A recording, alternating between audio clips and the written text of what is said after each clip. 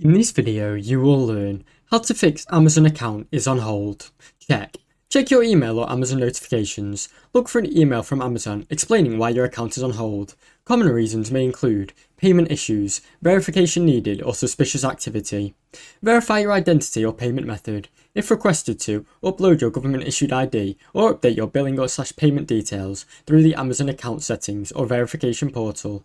Update or confirm the payment information. If the hold failed due to transaction, go to your payment options in the account settings, then update your card or bank details.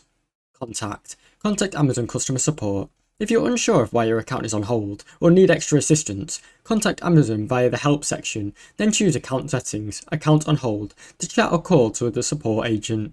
Wait for a review. After submitting any required documents, Amazon allows up to 24 to 48 hours to review and lift the hold on your account. Keep an eye out for your emails about the status of your Amazon account. Avoid creating a new account. Do not try to bypass the hold by creating a new Amazon account. This will violate Amazon's terms of service and can permanently suspend all your access to Amazon. Now you know.